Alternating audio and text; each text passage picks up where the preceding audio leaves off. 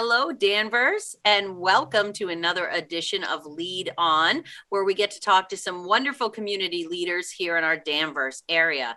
Excited today to have with us our new library director, Noelle Boc. Welcome. Thank you. So excited to see you and meet you. First of all, you want to tell us a little bit about yourself and your background, because I see horses, so go ahead. Yeah, sure. So I grew up in Chelmsford, Massachusetts. So that's where I came from. And then I was always, see my horses, I was always a horse girl. Like I always was into horses and had riding lessons and all that stuff. So these are my Breyer model horses, which I was very excited that, so I have had them since childhood, collected them forever. And now I don't really have a place in my house to keep them. And I have boxes of them, like boxes. So when I came here, I had all this extra shelf space. I said, "Ooh, I'm going to bring some." And so I was so excited because one of my staff members came in the other day and she went, "Oh, you Breyer horses." And I was like, "I found my people. Yay." So I was very, very excited that there's other people who know the horses when they see them. But and that was one of those things I sadly sort of gave up when I went to college. But yeah, I was an English lit major in college. I went to UMass Amherst, and I did not know what I was going to do when I got out of college.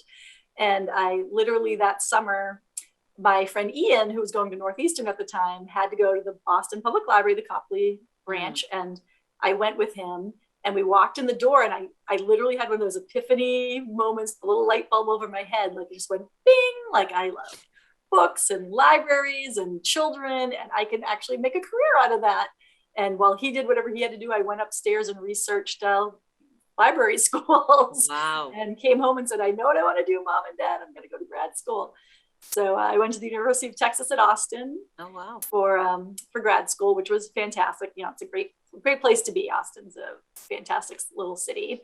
And then after that, I got my first job as a children's librarian at the New York Public Library. Wow. So I worked there for about 3 years. And then I got it in my head that I wanted to work in schools. So I moved back to Massachusetts and got a degree as a master in the arts of teaching. Because at the time, to be a school librarian, you had to have an education background, and I didn't have one. So I got basically a master's in teaching, and then the certification I needed to become a school librarian, school library media specialist. And then I worked for 4 years it was 2 schools in one building in Cambridge. It's not like that anymore, but at the time it was. So I had 800 K-8 students. Wow. In 2 schools, but they were in the same building and shared the same library. So it was kind of crazy. And then I had a little bit of a rough time there and burned out a bit. And so I decided to go back to public libraries. And that was when I got my job at the Tewksbury Public Library as the head of children's services. And then I stayed there for just about 20 years. I did 17 of those as the children's librarian. And then I became the assistant director for the last 3. And then I came here. So there's my most of my life in a nutshell, but I'm an avid hiker. I've hiked all the 48 4,000 footers in New Hampshire. And I volunteer as a hike leader for a meetup group as well. I just led my first one of the fall on last Saturday. And that's great.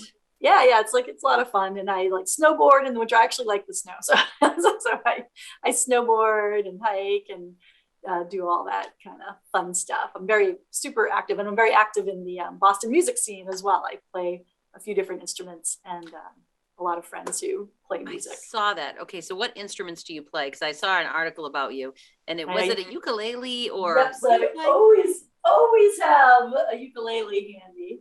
This was my first ukulele. Oh, it's so cute. It's blue. Yeah, it's so cute. Blue. I wanted a blue one, and I now own 4 ukuleles, which is kind of crazy. But 2 that are electric, and then 2 that are acoustic. And so I play guitar. So way when I first moved back here from New York, my brother has always done music, and we were always the house that had the band that practiced in the basement, because God bless my parents for that.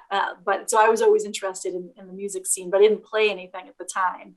And then when I was away at library school in Texas, I decided to learn how to play guitar and kept it up in New York. And when I moved back, my brother's like, "Let's be in a band." And it's like, all right. So we were in a band together called Jump Rope, one word, I was in it for 4 years with him, cute. and wrote songs and sang and everything too.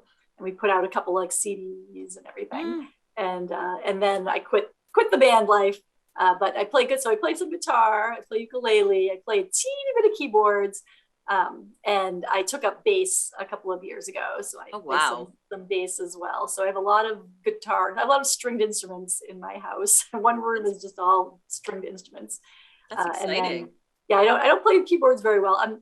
For me, music is, I am drawn to music. I play music, but I have to really work hard to play. I'm not like, I can't naturally pick up something and just play everything, which I'm jealous of everybody who can do that. So it's actually more work for me, but it's great. It's, it's very satisfying and fun. So I have a great time with it. And all my friends are in bands. So I spend a lot of time around music. Do you think the ukulele will ever make it down to the children's room with you? That would be fun. It could. But yeah, I was playing ukulele back in the day when I was in Tewksbury. So I definitely pulled that out quite often in that's great. In the children's room. And it's a lot of my story times I would play. And kids would always be guitar. And I'm like, ukulele. And I actually did a class for the teens in Tewksbury, a learn how to play ukulele class. So we did like a 3-week session of that. That's so neat. I've always had that actually as an idea in my head, as I guess there is a local ukulele club. But I met somebody recently who was telling me that there's a club around town that played together. But I always thought that would be like fun to have like a little ukulele club that met like once a month or something. And that'd be really cute. Yeah, wouldn't it be fun? It would be fun. You could all learn a song together. Oh yeah, the skills and you have a very strong band in Danvers. So from elementary school, middle school, and high school, the band students are wonderful. So they would probably jump on that and think that was so cool. Yeah. Because there's been a lot of singers now with the ukulele. So it's very hip. Yes. It's ukulele and mandolin have become much more hip instruments than they used to be. So yeah, for sure. But yeah, lots of fun. But yeah, the ukulele, I'm breaking it out for we do a presentation for the Citizens Academy in town in a couple of weeks, and I'm breaking out the ukulele for that. I love it.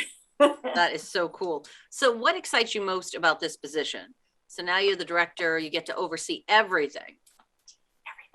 I know. I am the queen of the world here. So I've been working my way up to this for a very long time. Right. And, I knew that I was ready because of my old director in Tewksbury. I love her dearly. She's a dear friend. But it was funny because then I started seeing things in the way of like how I would have handled it as opposed to her handling it. And I was like, all right, I'm ready to move on and out because, I disagree. I mean, not really, but just, I knew I was ready to take on more responsibility. So for me, I feel like there's so much potential here at this library that has yet to be fully formed and brought out into the world. And so that's really probably my biggest, I don't know if it's really an official goal, but it kind of is. It's just, I feel like there's so much that could be done here that hasn't quite been done yet, whether it is like ukulele clubs or, whatever, but there's a lot of community engagement, I feel like, that we haven't really done yet, that I think that we can bring in and do a lot more community partnerships that can go on for the future. So that's like where, and I know we were already kind of discussing this, so I'm going to segue into some of the other things we were talking about earlier. But that's really where I see libraries now, is as a community partner with all the other organizations. It's really more of a community center than they used to be. Like, we were like earlier, you'd go to the library, you picked out your books, you went home, right? That's mostly what you did.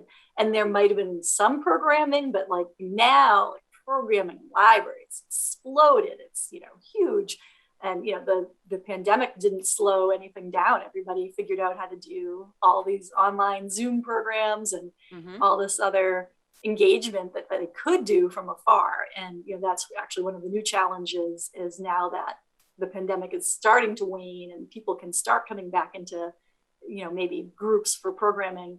How do you serve all those people who were able to attend from afar? Right. And now, maybe it's still too far for them or too late or, whatever. how do we serve those people now and maintain those connections that we've created.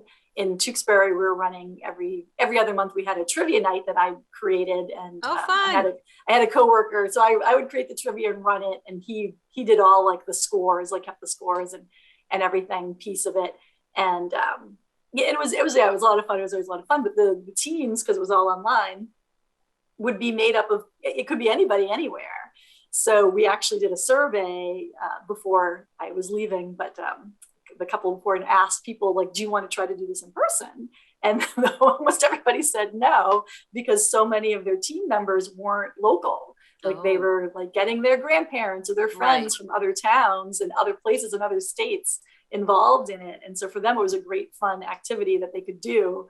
And it didn't matter. And so, how do you now help do that for accessibility purposes for all your programs? How do you do things in a hybrid way? And right now there isn't a really great solution for that now. Some company is going to come up with something amazing shortly. That there's a couple of things out there right now, but none of them are perfect to make it so that you could do, have it online and in person at the same time.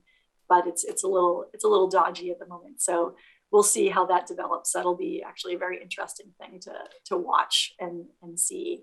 But yeah, like bringing the community back into the library is probably one of my bigger goals that I have. One of the challenges that libraries have been facing is, and in Tewksbury, we reopened to the public in last October. Like libraries just reopened all over the place. And here in Danvers, they didn't reopen until June. But in Tewksbury, they opened in October. It was only like 3 hours a day. And then it expanded over time as the protocols changed. And the thing, we were so scared that 1 million people were going to show up that first day. Like there were going to be all these people and we're going to be flooded and overwhelmed, and it's going to be so scary. And that's not what happened. If we had 100 people come in 3 hours, that was like a busy day. A really busy day. But most of the time, if 20 people came in the building, in an hour, that was more normal, because people were scared to come in, too, at the same time. And people fell out of the habit of coming to the library as a regular activity that they did.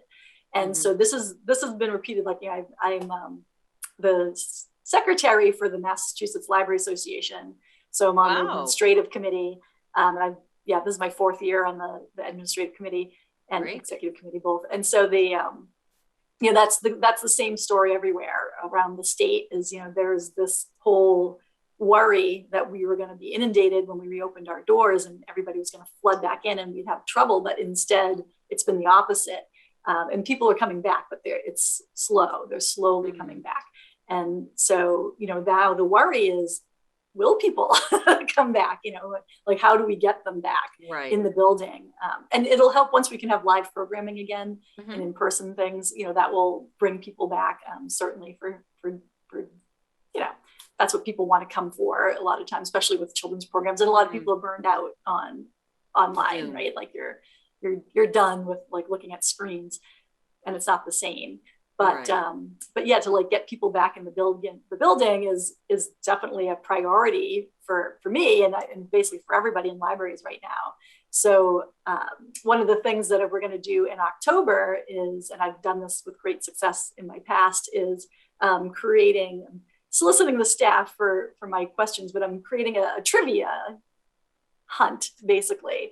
So I'm going to have like 10 to 12 questions. They're going to be on all 4 floors of the building in various places. And they're just going to be little multiple choice questions. And they'll have something to do with Halloween-y, ghosts, Salem Village, whatever. Cute. Little trivia.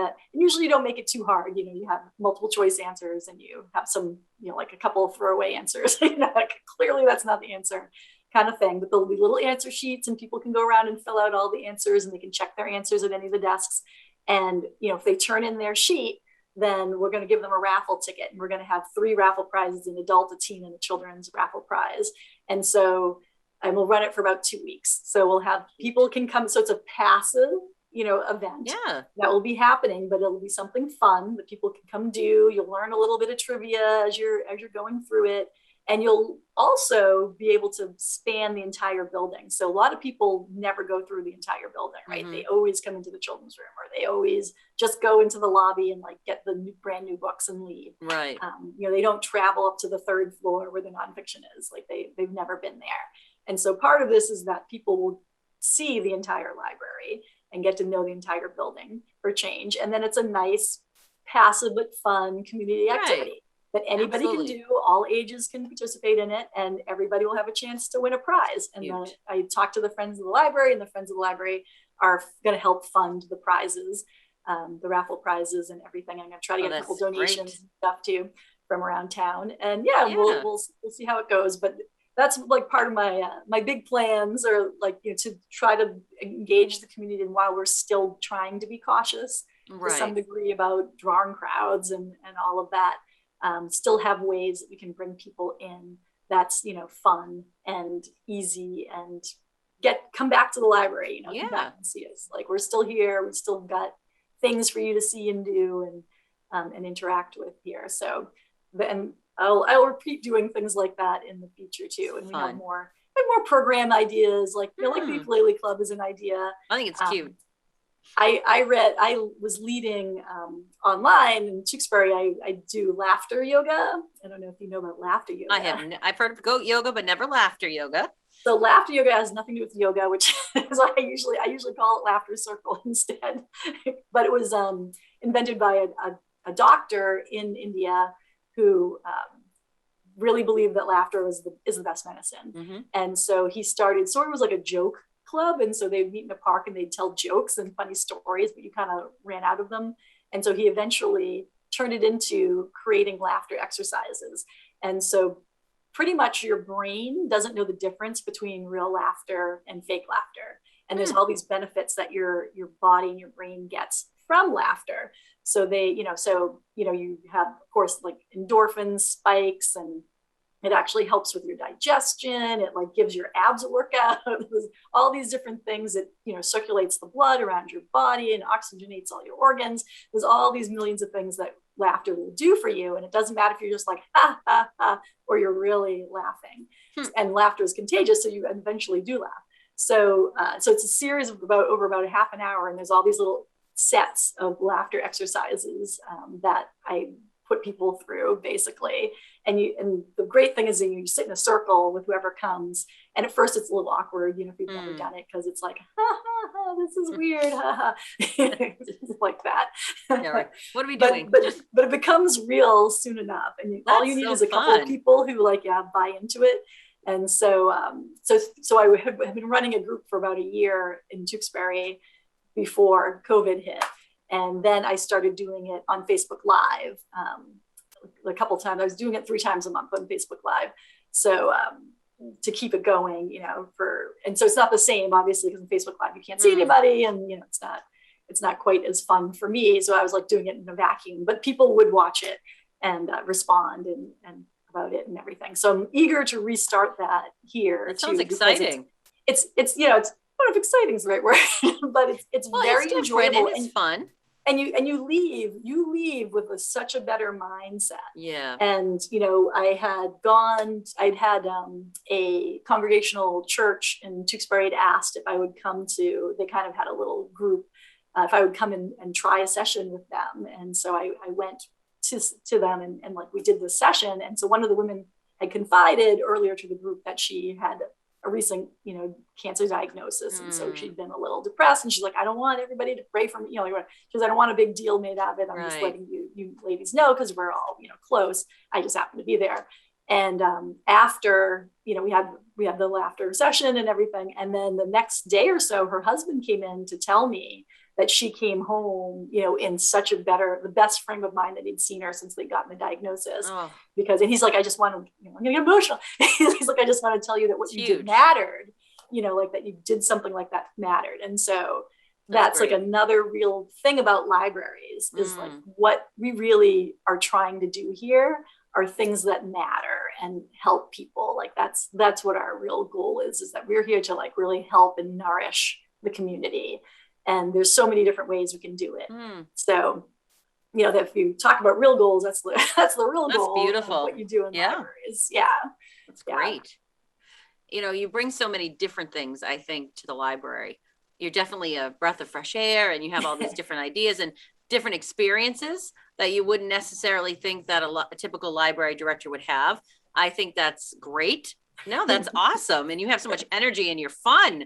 I'm like, okay, I will go to Laughter Circle. I will definitely come do your scavenger hunt. I think you're great. Next, you'll do horse therapy. I mean, that building itself is gorgeous. And it is historically, architecturally, it is gorgeous.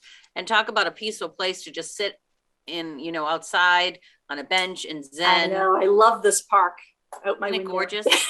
It is so pretty. So now I have to ask, because I'm pretty sure, but I could be wrong, and I'm sure someone will correct me if I am wrong, but you are the first female director there at the library, correct? As far as I know, it is true. That's exciting. Just waiting for my touch. I think it's great. I think that's, it's great that, you have a different pulse, a different experience, different knowledge. And your mom, we talked about that earlier. Yep. Yes. And so having that experience too brings, different things into the world and into your knowledge and your different ideas and takes on things. But it's so exciting that you've got such great ideas coming up. And I always thought the library is a beautiful, happy place. So it'll be nice to have you fill the library with laughter rather than just that shh. Yeah, libraries are not much of a sheesh place anymore. But I worked at a college library for 4 years when I was in college, and I had to have talk breaks because I couldn't handle the quiet. I was in the periodical section. They had to build in talk breaks for me. Every hour I got a 10-minute break to talk because I couldn't handle the silence. So it's true. But one of my favorite little side stories, which I actually tell a lot during laughter yoga, is that when I was in high school, I think I was in 11th grade, and I was a very, very good, goody-goody kind of kid back then. It's changed. I was in the school library, like with my friends, and, we were just cracking each other up. And so I got detention. The only time I've ever gotten detention, I got detention for laughing too loudly in the library. Can you imagine? And I was mortified to get detention. And it was the teacher who gave me the detention ended up being my English teacher the next year. And I've always was like, oh, she's going to know, remember me. But of course, why would she remember? There's no reason she would remember that. Can you imagine getting written up because you laughed too much or too loudly? That's okay. That's a good thing. Yeah. That's a good detention to have, I think, out of all the things you could be written up for in life. Right. Yeah. Like it wasn't, You're making people happy. Wrong, besides laugh in the library. Right. No, so now I encourage laughing in the library. I know you have to go to another meeting, but we are so excited here at DCAT to work with you, and anything that you need for programming, we are here to help you. I will tell you, it is kind of one of my not so secret dreams to have my own show. We can make that happen. I would be more than thrilled to have my library show. That would be so fun, and we can definitely make that happen. That would be so cool. Yes. Yeah, we'll definitely talk about that. That's so exciting. I'm made for TV. Yes, you are. You have energy, pizzazz, sparkle. You got it all. You were so ready. And you can play your ukulele. So cool. I'll have a ukulele theme song. Woohoo! Well, thank you so much for spending time with me. It was great to get to know you. Oh, it was my pleasure. You're great. And I will send you lots of emails coming up on some exciting things so we can get together. Yes, absolutely. Welcome to Danvers. So excited to have your energy with us. So thank you. Yay. All right. Thank you so much, Gayla. Thank you. I can't wait to see you again soon. Woohoo. And thank you, everybody, for joining us today on Lead On. Make sure you come back and visit us soon when we speak with some more wonderful community leaders here in Danvers. Take care, everybody.